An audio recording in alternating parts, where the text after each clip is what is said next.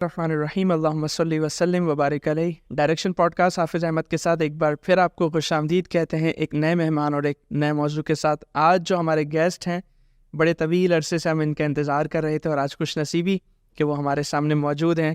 سر آپ کو بہت زیادہ ویلکم کرتے ہیں اور بہت زیادہ شکر گزار ہیں. جزاک اللہ, آپ تشریف لائیں. آپ کا بہت شکریہ, آپ نے مجھے مدعو کیا. بہت شکریہ سر آپ کے تشریف لانے کا. ناظرین, سر سے ہمیں باتیں بہت ساری کرنی ہے لیکن وقت کم ہے, مقابلہ سخت ہے, تو فوراً ہم جو ہے وہ ڈسکشن کی طرف آئیں گے. میں بات اسٹارٹ کروں گا سوشل میڈیا سے. ڈائریکشن ایجوکیشنل اسٹوڈیو انشاءاللہ ایک جو ہے اویئرنیس کیمپین بھی ایک شروع کر رہا ہے, لیٹس بلڈ پروڈکٹیو یوتھ کے نام سے, اور وہ سوشل میڈیا سے ہی ریلیٹڈ ہے, ویلیو کانٹینٹ سے ریلیٹڈ ہے. تو بات کا آغاز آج ہم یوں سمجھتے ہیں کہ اس پوڈ کاسٹ سے ہم اپنی اس اویئرنیس کیمپین کا بھی جو ہے وہ اسٹارٹ لے رہے ہیں. تو سر, سوشل میڈیا کی اگر ہم بات کریں تو پوری دنیا میں آگاہی کا ایک بہت بڑا ذریعہ ہے. لوگ اس سے سیکھنے سکھانے کا عمل جو ہے وہ جاری رکھے ہوئے ہیں, لیکن ایک بہت بڑی تعداد ہے اسپیشلی ہمارے کنٹری میں جو سوشل میڈیا کا استعمال انٹرٹینمنٹ کے طور پہ کرتی ہے اور بہت زیادہ کرتی ہے, اور غلبہ ہے اس چیز کا. تو بطور دانشور, آپ بطور ایجوکیشنسٹ, آپ اسے کیسے دیکھتے ہیں اور اس کے کیا اثرات ہیں, اور اس سوچ کو کیسے ختم کیا جا سکتا ہے کہ وہ جو انٹرٹینمنٹ والا عنصر ہے, ہر چیز میں مزاح تلاش کرنا, ہر چیز میں انٹرٹینمنٹ تلاش کرنا, اور سوشل میڈیا کا بھی پورا یوز اسی طرح کرنا, تو اسے آپ کیسے دیکھتے ہیں؟ اس سے کیا بگاڑ پیدا ہو رہا ہے اور اسے کیسے حل کیا جا سکتا ہے؟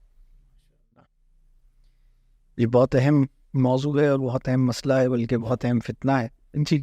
اور اس میں چند چیزوں کو ہمیں سمجھنا ضروری ہے.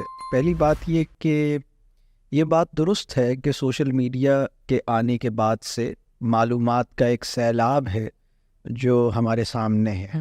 ہر انسان کو ہر وقت بہت سی باتیں پتہ چل رہی ہیں. بالکل. تو لیکن معلومات اور علم یہ دونوں ایک چیز نہیں ہے. حقیقت ہے. معلومات جو ہے وہ, اور دوسری ایک اور بات یہ کہ علم بھی, رسول اللہ صلی اللہ علیہ وسلم کی ایک دعا ہے, اللہم انا نسألوک علما نافعا, یعنی علم نافع کی دعا مانگی ہے کہ ہمیں علم نافع عطا کر. اس دعا سے یہ پتہ چلتا ہے کہ ایک اور علم بھی ایگزسٹ کرتا ہے جو کہ غیر نافع ہے. تو سوشل میڈیا پہ جو انفارمیشن مل رہی ہے وہ اس کا بڑا حصہ علم غیر نافع پہ مشتمل ہے. اور انسانوں کا معاملہ یہ ہے کہ دو مسائل ہیں انسانوں کے ساتھ.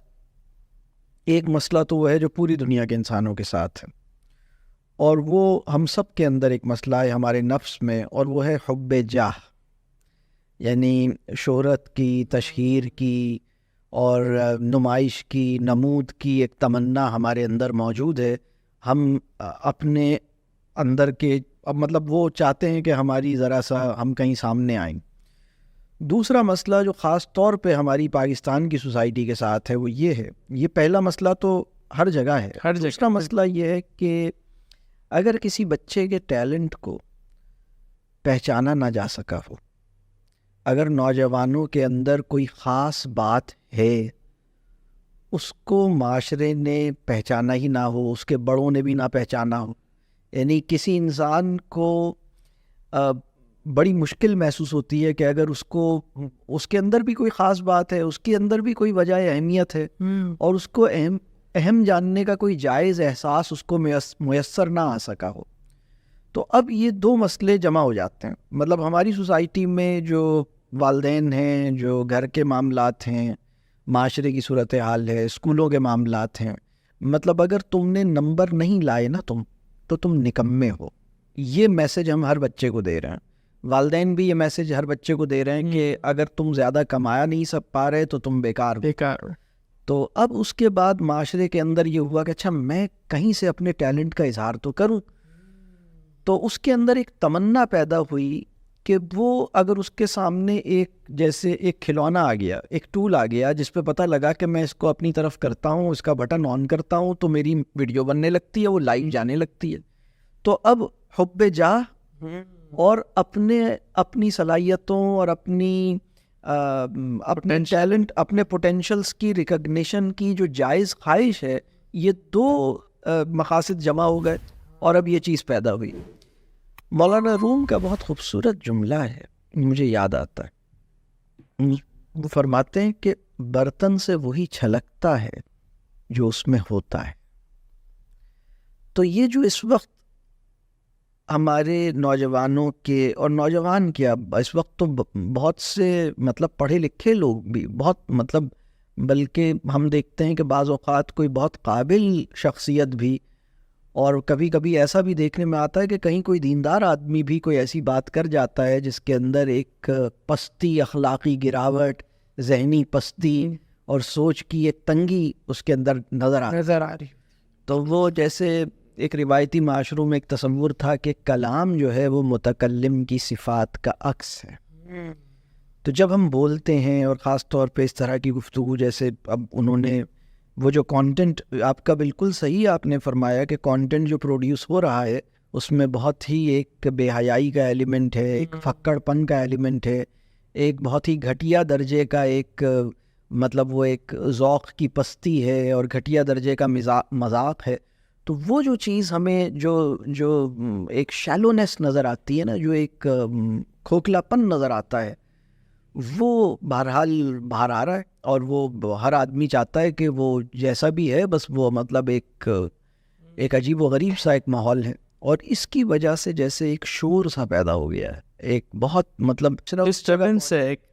میں نے ایک کسی ادارے میں مجھے انوائٹ کیا کسی یونیورسٹی میں، تو میں بچوں سے بات چیت کر رہا تھا. میں نے کچھ سوالات پوچھے. میں نے بچوں سے یہ پوچھا کہ یہ بتاؤ کیا یہ ممکن ہے کہ کوئی آدمی بہت بڑا ہو، بہت قابل ہو، اور اس کو کوئی جانتا نہ ہو، اس کو وہ مشہور نہ ہو، تھوڑے سے لوگ جانتے ہوں لیکن یہ کہ وہ لاکھوں میں مشہور نہ ہو؟ تو بچوں نے کہا نہیں، ایسا نہیں ہو سکتا. مطلب بچوں کے ذہن میں یہ تھا کہ بڑا آدمی مشہور ہوتا ہے. تو مشہور ہونا ایک الگ بات ہے، بڑا ہونا ایک الگ بات ہے، عظیم ہونا ایک الگ بات ہے، اور اخلاقی اور علمی اور کردار کی بلندی یہ ایک الگ چیز ہے. مشہور ہونا ایک الگ چیز ہے. اب ہمارے ہر انسان کے اندر اللہ نے ایک عظیم کام کی آرزو ہر انسان کے اندر اللہ نے رکھی تھی. اس کی تلاش میں وہ بڑا تو ہو نہیں پایا، اس کی ہم تربیت نہیں کر پائے، لیکن وہ مشہور ہونے کی تو کوششیں کر رہا ہے. لہٰذا ممکن ہے اس مشہوری کو اچیو کرنے کے لیے اسے کچھ ننگ پنا کرنا پڑے، کچھ ننگ پن، کچھ بےہودگی اختیار کرنی. اب اگر بےہودگی اختیار کرنے کے نتیجے میں ملینز میں ویورشپ چلی جاتی ہے تو چلو یہی مجھے منظور ہے. مطلب بالکل وہ جیسے بقول شاعر بدنام اگر ہوں گے تو کیا نام ہوگا. تو ہم ازر کھڑے ہیں. تو اللہ تعالیٰ اس میں ہماری مدد کرے، اور کاش کہ ہم اس کو سمجھیں. مطلب اس کا جو حل ہے نا، ہمیں بنیادی طور پر نفس کو اپنا موضوع بنانا چاہیے. ہماری اس وقت مسئلہ یہ ہے کہ ہماری دینی تعلیم کے اندر بھی نفس موضوع نہیں بنا. یعنی نفس کیا ہے، اس کے داعیات اور اس کے میلانات کس طرح کے ہو سکتے ہیں، ہماری نیت کا فساد کسے کہتے ہیں، ٹھیک ہے، اخلاقی گراوٹ کیا ہے. مطلب میں اپنے نفس سے مغلوب ہو جاتا ہوں اپنی تنہائیوں میں تو میری تنہائیاں پراگندہ ہو جاتی ہیں. تو انسان کو اپنی یعنی بڑا آدمی وہ ہے، ہمارے بزرگ ہیں وہ فرماتے ہیں کہ بڑا آدمی وہ، یہ ہمارے استاد صاحب کا جملہ ہے کہ بڑا آدمی وہ ہے جس کی تنہائیاں پاکیزہ ہیں. تو جلوت میں تو سبھی مطلب مجلس آرائی تو سب کر لیتے ہیں، خلوت آرائی میں نفاست اور پاکیزگی کو زندہ رکھنا یہ بڑی بات ہوتی ہے. تو ہوتا کیا ہے کہ ڈیوائسز کے ساتھ ہمارا جس طرح کا معاملہ ہے، تو مطلب یہ والا احساس کہ میرا ایک نفس ہے، اگر کوئی ایسا انتظام ہو جائے جس میں گناہ بہت آسان ہو اور بہت محفوظ ہو اور انسانوں میں کوئی اسے دیکھنے والا نہ ہو، تو کیا مجھے گناہ کر لینا چاہیے؟ یہ سوال انسان کو اپنے آپ سے پوچھنا ہوگا.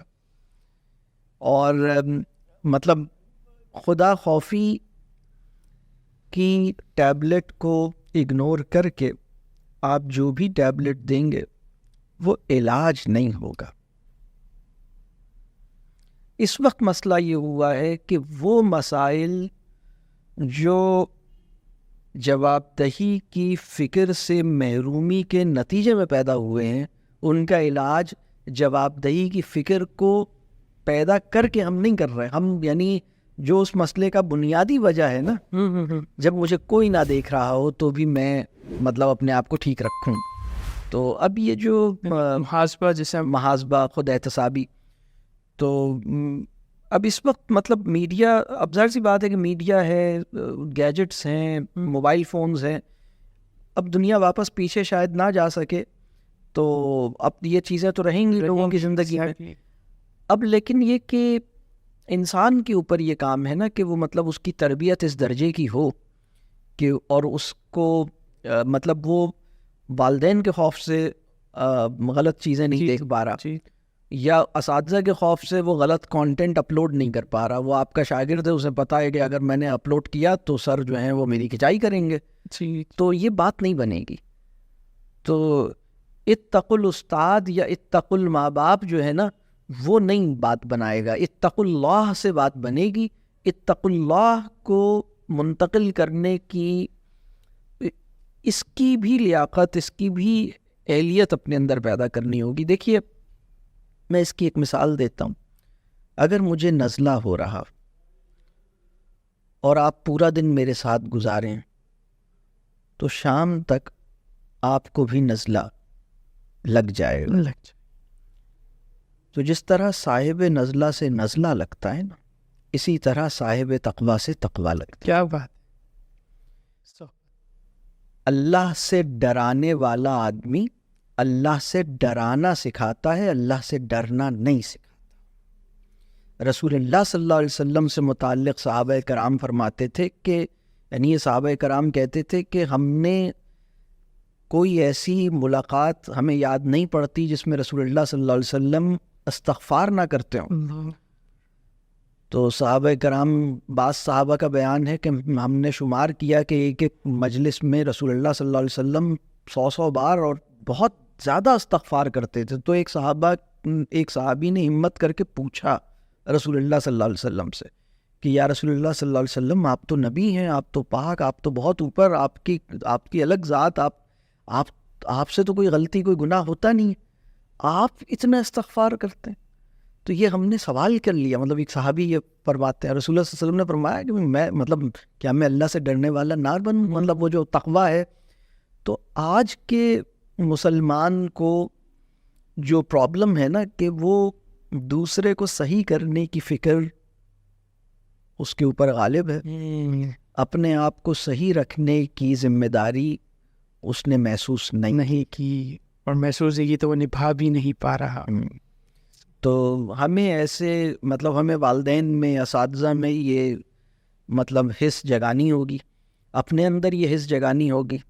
یہ وہ دیا درکار ہے جس سے دوسرے دیے جل سکے. اصل میں رمضان کا مہینہ اس وقت ہو یہ رہا ہے کہ مسلم معاشروں میں ایک جیسے فیسٹیول ہے نا, ایک اس کا ایک ہلا گلا ہے. مطلب رمضان وہ بلکہ بڑے بڑے کپڑوں کے برانڈز جو ہیں نا وہ رمضان اسپیشل مطلب وہ رمضان کلیکشن لانچ کر رہے ہیں. ابھی کلیئرنگ سیل لگی ہیں, کلیئرنگ سیل, اور رمضان کے لیے مال تیار ہو رہا ہے, رمضان کے لیے حلوائی کی دکان پہ بھی مال تیار ہو رہا ہے, ٹیکسٹائل ملوں میں بھی ہو رہا ہے, پرنٹنگ پریس میں بھی چیزیں بن رہی ہیں. کو عجیب مطلب رمضان کی جو جان ہے وہ روزے میں ہے, اور روزے کی جو جان ہے یہ بڑی دلچسپ بات ہے. میں جب اس پہ غور کرتا ہوں, آپ یہ دیکھیے گا ہمارے معاشرے کا بہت ہی کمزور آدمی, مطلب بالفرض کوئی ایسا آدمی جو نمازیں نہیں پڑھتا ہو اور اخلاق اور علم اور دین میں کمزوری دکھاتا ہو, وہ آدمی بھی, اور بالفرض وہ روزہ بھی نہ رکھتا ہو, کبھی رکھ لیتا ہے, اس نے پورے رمضان میں اگر صرف 2 روزے رکھے ہوں گے نا, تو جس دن اس نے روزہ رکھا ہے نا وہ اپنے روزے میں وہ روزہ پورا اس کو محفوظ رکھے گا, وہ چھپ کے نہیں کھائے گا. ایسے ہی ہے, بالکل ایسے ہی ہے. اللہ نے انسان کے اندر, میں اس کو یہ کہتا ہوں کہ روزے میں نا تقویٰ کی پنیری ہے جو اللہ تعالیٰ روزے کی صورت میں لگاتے ہیں. کیا خوبصورت بات ہے. روزہ تقویٰ کی پنیری ہے. اور پنیری سمجھتے ہیں کیا ہوتی ہے؟ مطلب چھوٹا سا ننھا سا پودا ہے تقویٰ کا. پنیری کو محفوظ رکھنے کا انتظام اللہ کا فضل ہے. اور اس کی مثال میں یہ دیتا ہوں کہ کوئی بھی انسان جتنا بھی بے ایمان ہو, آپ معاشرے کا وہ آدمی اٹھائیے جو 2 نمبری کرتا ہے, رشوت لیتا ہے, بے ایمانی کرتا ہے, ناپ تول میں کمی کرتا ہے, ملاوٹ کرتا ہے, دھوکہ دیتا ہے, غلط مال بیچ دیتا ہے. روزہ جس دن رکھے گا آپ اس سے کہیں یار تم نے صبح سے کچھ کھایا نہیں ہے, چلو ذرا اس کمرے میں جا کے چپکے سے ایک سموسہ کھا کے آ جاؤ, وہ لڑنے پہ تیار ہو جائے گا, وہ نہیں کھائے گا. انسان یعنی میں یہ بات عرض کر رہا ہوں کہ برے سے برا انسان، بدکار سے بدکار انسان اپنے روزے کی جو پیورٹی ہے، روزہ خالص رکھتا ہے.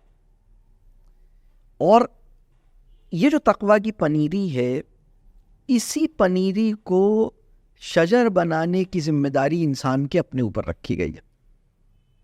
وہ اس پہ عمارت، یہ بنیاد ہے، اب عمارت چڑھی. نماز میں ریاکاری کا پہلو ہو سکتا ہے، روزے میں ایک اور بات روزے کے بارے میں بڑی دلچسپ ہے. اگر روزہ نہیں ہے تو منافق کے علاوہ کوئی بھی یہ نہیں کہے گا کہ میرا روزہ ہے.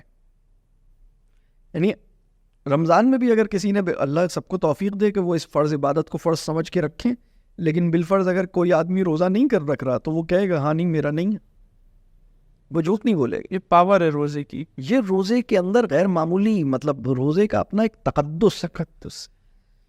اور یہ انسان کے اندر، یعنی میں اکثر اس بات پہ غور کرتا ہوں کہ تم پر روزے فرض کیے گئے تاکہ تم میں تقویٰ پیدا ہو. تو روزے کے اندر تقویٰ کی پنیری تمہارے دل میں ڈالی گئی ہے، اس پنیری کو تم درخت میں تبدیل کرو، یہ ذمہ داری تمہاری ہے. تو جس طرح تم صرف ایک روزے کی حفاظت کر رہے ہو، بھوک لگ رہی ہے تمہیں، تم وضو کرتے ہوئے ایک حلق میں پانی نہیں ڈال رہے، کلی کرتے ہو، حلق کے قریب لے کے جاتے ہو، 2 انچ ادھر نہیں لڑکا رہے واپس، پانی کو 2 انچ ادھر لڑکا لو. کون دیکھ رہا ہے؟ کوئی بھی نہیں دیکھ رہا، کسی کو بھی نہیں پتہ لگ رہا، لیکن وہ یہ نہیں کرتا. اس عمل کے اوپر جب وہ کھڑا ہوتا ہے نا، اسی سے تقویٰ پیدا ہوگا، تاکہ تمہارے اندر تقویٰ پیدا ہو.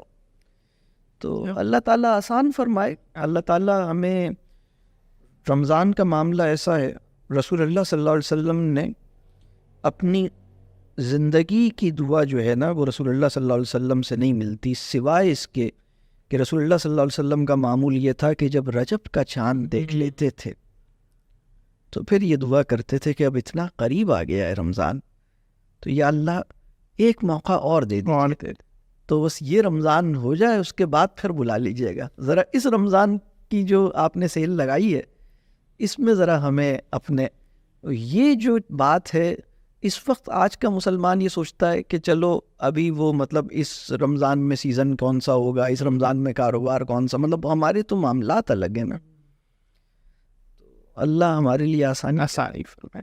اچھا سر، ہم لیٹس بلڈ پروڈکٹیو یوتھ کی ہم بات کر رہے ہیں، تو ظاہر سی بات ہے اگر ہمیں پروڈکٹیو یوتھ بنانی ہے تو اس کے لیے مینٹل ہیلتھ ایک ضروری چیز ہے. تو بچے کی مینٹل ہیلتھ کو برقرار رکھنے کے لیے ٹیچر کا جو کردار ہے اس کے بارے میں آپ کیا کہیں گے؟ اس کے لیے سب سے ضروری ہے کہ اساتذہ کرام کی نفسیاتی اور ذہنی صحت ٹھیک ہو. وہ مارک ٹوین کا ایک جملہ ہے، I went to school for psychologically disturbed teachers. یعنی میں، والدین مجھے بھیجتے تھے اور میں اسکولوں میں گیا اور ذہنی اور نفسیاتی معذور اساتذہ کے ہاتھوں میں، مطلب یعنی تو وہ ایک سب سے زیادہ ضروری میں سمجھتا ہوں. اساتذہ کرام بچوں کی فکر بعد میں کریں. مجھ سے اکثر مطلب ٹیچر ٹریننگ پروگرامز میں لوگ پوچھتے ہیں کہ اچھی ٹیچنگ کے لیے آپ بتائیں لیسن پلان کیسے بنے گا.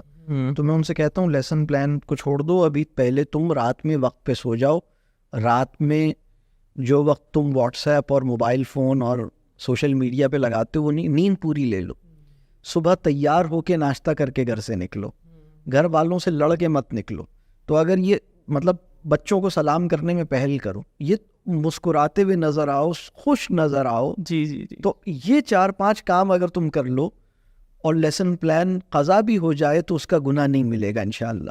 لیکن اگر یہ جو زندگی، یعنی اچھی زندگی گزارنے کی ذمہ داری کو ایک خوبصورت لیسن پلان سے سبسٹیٹیوٹ نہیں کیا جا سکتا.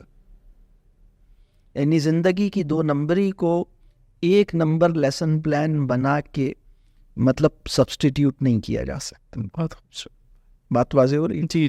تو زندگی کی 2 نمبری کو ختم کرنا ہو اور اپنے نفس کے کھوٹ کا اعتراف کرنا ہوگا کہ بھائی ہم، مطلب میں کبھی کبھی سوچتا ہوں کہ وہ استاد جو کسی بچے کے پیچھے پڑا ہوا ہے کہ تم قبول کرو کہ تم نے جھوٹ بولا ہے، دونوں کا اگر ابھی اسی وقت انتقال ہو جائے تو بچے کو کتنی حیرت ہوگی کہ وہ صاحب جو میرے جھوٹ کا اقبال جرم کروا رہے تھے انہوں نے اپنی زندگی میں 4,500 جھوٹ بولے تھے، اور میں نے تو اپنی زندگی کا تیسرا جھوٹ بولا تھا جس کے اوپر وہ مجھے پکڑ کے کھڑے ہو گئے تھے. بات واضح ہو رہی ہے؟ جی جی بالکل. تو مسئلہ وہاں سے آ رہا ہے، یعنی وہ لوگ جو اولاد کی اور نوجوانوں کی تعلیم و تربیت پر مامور ہیں انہیں اپنا محاسبہ کرنا ہوگا، انہیں وہ بن کے دکھانا ہوگا. یعنی یہ کام مطلب اچھے بنو اور تم لوگ ایسے ہو تم لوگ ویسے ہو اس طرح کر کے نہیں ہوگا. مطلب جس بچے کو ہم اچھا بنانا چاہتے ہیں اس کی مطلب ہم اچھے بن جائیں. مطلب اگر اس بچے سے پوچھا جائے کہ کوئی اچھا انسان دیکھا ہے تو وہ ہماری طرف اشارہ کرے کہ یہ ہیں. واہ کتنی خوبصورت بات ہے. لیکن اگر اس وقت بچوں سے پوچھا جائے کہ یہ بتاؤ اچھا انسان دیکھا ہے تو وہ ادھر ادھر دیکھیں گے، کہیں گے پتہ نہیں کہاں. اور اچھا تمہیں ایسے لوگ کتنے ملے جنہوں نے اچھا انسان بنانے کی تمہیں کوشش کی اور تمہیں بڑا نصیحتیں کی کہ اچھے بنو، تو کہیں گے سب جتنے بھی بڑے ملتے ہیں سب یہی کہتے رہتے اچھا انسان بنو. صحیح. تو وہی اگین بات آ گئی محاسبے پہ کہ ٹیچرز کو اپنا محاسبہ کرنا ہوگا اور اپنے آپ کو تیار کرنا ہوگا تاکہ بچوں کو وہ اپنے کہہ لوں اگر شر سے محفوظ رکھ سکے. صحیح بات. اچھا سر، رسول اللہ صلی اللہ علیہ وسلم کی ایک دعا کا مفہوم ہے یہ جو اپنا شر آپ نے فرمایا نا، رسول اللہ صلی اللہ علیہ وسلم کی ایک دعا کا مفہوم ہے اور بہت سخت دعا ہے. میں اکثر کبھی کبھی اس پہ غور کرتا ہوں تو میں کہاں بھی جاتا ہوں. رسول اللہ صلی اللہ علیہ وسلم نے ایک موقع پہ فرمایا کہ یا اللہ مجھے میرے نفس کے شر سے محفوظ رکھیے. من شر نفسی، وہ معمولی بات نہیں ہے کہ نفس خطرناک کیسا جو ہوتا ہے. یعنی یہ تو میں سوچتا ہوں کہ یعنی اس رسول اللہ صلی اللہ علیہ وسلم اس سے کیا ان کی حکمت اور کیا مراد ہے تو اللہ اور اس کا رسول صلی اللہ علیہ وسلم ہی جانتے ہیں. ہماری تو عقل نہیں ہے اتنی کہ ہم اس کو کچھ سمجھ سکیں، لیکن یہ دعا ملتی ہے رسول اللہ صلی اللہ علیہ وسلم کی.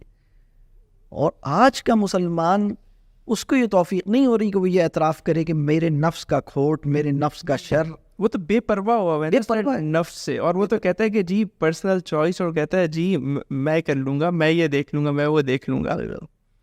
ہمارے یعنی بلکہ ابھی پچھلے دنوں میں ایک کتاب پڑھ رہا تھا، اس میں ایک بزرگ کا واقعہ بڑا خوبصورت. انہوں نے ایک جگہ لکھا کہ آج یعنی صحابہ کرام کو اپنے نیک اعمال کے قبول نہ ہونے کا جو خوف تھا نا کہ اگر ہماری نیکیاں قبول نہیں ہوئی تو ہمارا کیا بنے گا، آج کے مسلمان کو اپنے گناہوں پر بھی اتنا خوف نہیں ہے جتنا صحابہ کرام کو اپنے نیک اعمال کے قبول نہ ہو جانے پر. یعنی اگر میرے نیک اعمال کے رد کیے جانے نہیں، اگر اللہ قبول نہ کرے تو میں کہاں جاؤں گا. یعنی اتنی ہٹ دھرمی، اتنی. تو یہ اللہ تعالیٰ ہمارے لیے مطلب آسانی کرے کہ ہم اعتراف کریں. اور بچوں کی نفسیاتی صحت بہت اہم ہے، اور اصل میں بچوں کا مسئلہ یہ ہے کہ تعلق کو ترسی ہوئی نسل ہے. ان کو عزت نہیں ملی، ان کو پیار نہیں ملا. ان کو مطلب اگر بچوں سے یہ پوچھا جائے کہ یہ بتاؤ کوئی ایسا انسان ہے جو تمہیں تمہارے ہوم ورک کو چیک کیے بغیر تم سے محبت کا اظہار کرتا ہے، تمہارے نمبر معلوم کیے بغیر تمہاری عزت پہ تیار ہو جاتا ہے، تمہارا وائوا لیے بغیر تمہیں تکریم سے نوازتا ہے، تو مطلب وہ کہیں گے کہ نہیں ایسا تو کوئی نہیں ہے، یہ تو ہمیں بلاتے ہیں، ہمیں بلا کے ہم سے وعلیکم السلام کہنا شروع کر دیتے ہیں اور پھر ہمیں شرمندہ کرتے ہیں کہ ہم نے سلام نہیں کیا. میں لٹرلی اس وقت یہ مبالغہ نہیں کر رہا، یعنی اس وقت بہت سارے لوگ ایسے ہیں جو بچوں کو دیکھتے ہیں اور اس کو توجہ دلانے کے لیے کہ سلام اس نے کرنا تھا تو وہ کہتے ہیں وعلیکم السلام، اور اس میں بھی ایک سارکیزم ہے نا، اس میں بھی ایک استہزاء ہے. اور میں اکثر یہ کہتا ہوں کہ استاد وہ ہستی ہے جو کسی اچھے لفظ سے بھی منفیت پیدا کرنے پہ قادر ہے. مثال کے طور پر ایک لفظ ہے شہزادے. اب اگر استاد کسی کو یہ اتنے اچھے لفظ سے بھی شہزادے کیا حال ہے، مطلب آپ یعنی ایک ایسا لفظ جو ایک سمجھ لیں اکرام کا لفظ ہے نا، تو استاد جی نے شہزادے کا لفظ ایسے بولا کہ مطلب اس لفظ کی جان نکال دی اور اصل میں بتا دیا، اس کو زیرو کر دیا. بالکل. یا کوئی بچہ آ رہا ہے وہ ہیرو بن رہے ہو، اب یہ ہیرو بن رہے ہو کا جملہ تو یعنی آپ سوچئے کہ میں اس جگہ پہ کھڑا ہوں جہاں ایک ایسا لفظ جو اکرام اور توصیف اور عزت افزائی کے لیے استعمال ہوتا ہے استاد کے حلق سے نکلا ہے اور اس کی درگت بنا دیتا ہے. تو آپ سوچئے میں کس مقام پہ کھڑا ہوں. یہ کوئی معمولی بات نہیں ہے. بہت اہم بات ہے سر. تو اللہ تعالیٰ آسان کرے. مطلب اگر ہمارے معاملات کھول دیے جائیں نا تو ہم بخشے نہیں جا سکتے. اللہ بس اللہ کا احسان ہے کہ اس نے اپنی پہچان رحمان و رحیم، مطلب اس نے ہمیں بتایا کہ میں رحمان و رحیم پہلے ہوں، باقی ساری اور بعد میں. تو اس سے ذرا امید سی لگتی ہے. لیکن یہ کہ قرآن میں جب وہ آیت نازل ہوئی، وہ والی ہے لا تقنطوا من رحمت اللہ، تو صحابہ کرام کی خوشی کا عالم الگ تھا. اور صحابہ کرام کی یہ صورتحال تھی کہ بعض صحابہ یہ کہہ رہے تھے کہ کاش کوئی میری پوری دولت سب کچھ لے لے اور مجھے صرف یہ آیت دے دے تو بھی میں راضی ہوں اس پر. سبحان اللہ. اور بعض صحابہ نے تو کہا مجھے میرے سارے اعمال چلے جائیں، مطلب مجھے اپنے اعمال سے وہ امید نہیں ہے جتنی اس آیت سے. آیت سے اللہ. تو بس یہ ہے، اللہ تعالیٰ آسان کرے. اچھا سر، ہم مینٹل ہیلتھ کی جب بات کرتے ہیں تو ظاہر سی بات ہے جب بچے کی مینٹل ہیلتھ اسٹیبل ہوگی، اچھی ہوگی، تبھی وہ کریٹیوٹی کی طرف جائے گا، تبھی کریٹیکل تھنکنگ اس کے اندر آئے گی. تو ایک تو یہ بتائے کہ کریٹیوٹی اور کریٹیکل تھنکنگ بچوں میں کیسے پیدا کی جائے، اور اسپیشلی پیرنٹس اس میں کیا اپنا رول پلے کر سکتے ہیں اور کس طرح پلے کر سکتے ہیں. سبحان اللہ. اچھا، ایک اس میں یہ بہت اچھا سوال، بہت الحمدللہ. دیکھیے اس میں بڑی دلچسپ بات یہ ہے کہ بچے کی جو اوریجنل سیٹنگ ہے نا، جس طرح وہ اللہ کے پاس سے آیا ہے، وہ بہت ٹھیک ہے. اس کو بلکہ ہم وہ ڈیوائس موبائل فون کی مثال سے لے لیتے ہیں کہ موبائل فون کی ایک فیکٹری سیٹنگ ہوتی ہے. پھر ہم چھیڑخانی کرتے ہیں تو اس کو کچھ گڑبڑ کر دیتے ہیں، پھر وہ کچھ گڑبڑ چلنے لگتا ہے، پھر ہم اس کو لے جا کے کمپنی سے ٹھیک کرواتے ہیں تو وہ اوریجنل سیٹنگ پہ اسے ریسٹور کرتا ہے.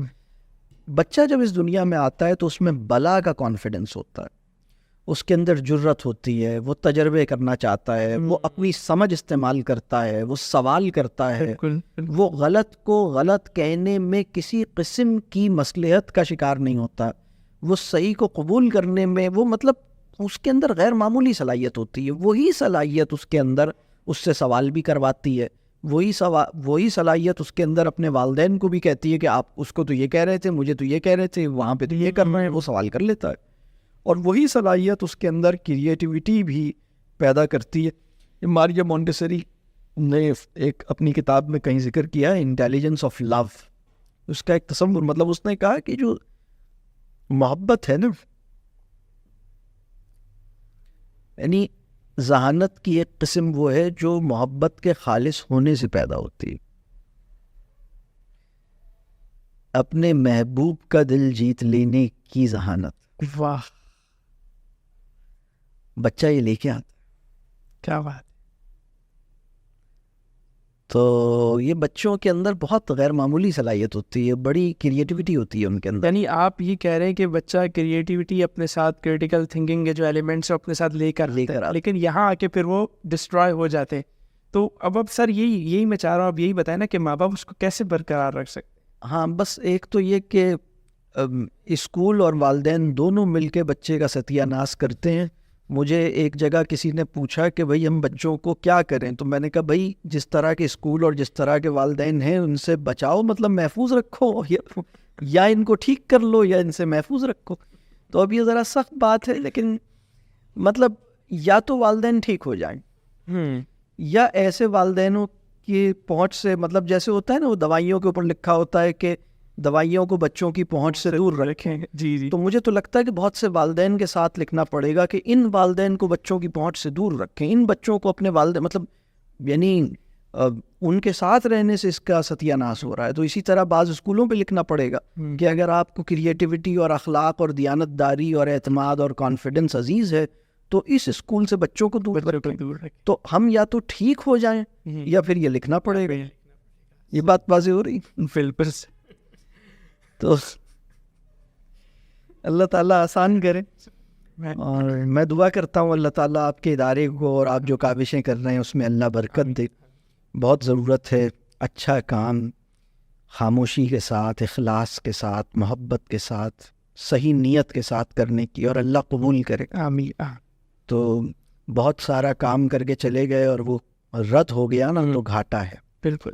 اور ایک آدھ کام صحیح کر کے چلے گئے اور قبول ہو گیا تو فائدہ ہے. بالکل. تو کوئی ایک آدھ کام ہی ہو جائے کم از کم. بارے دنیا میں رہو غم زدہ یا شاد رہو، کچھ ایسا کر کے چلو وہاں کے بہت یاد رہو. سبحان اللہ. اچھا سر، ویسے ایک سوال ہے، ٹائم تقریباً پورا ہو چکا ہے لیکن بہت عرصے سے یہ سوال ذہن میں ہے، تو میں چاہوں گا بھلے آپ اس کا مختصر جواب دے دیں.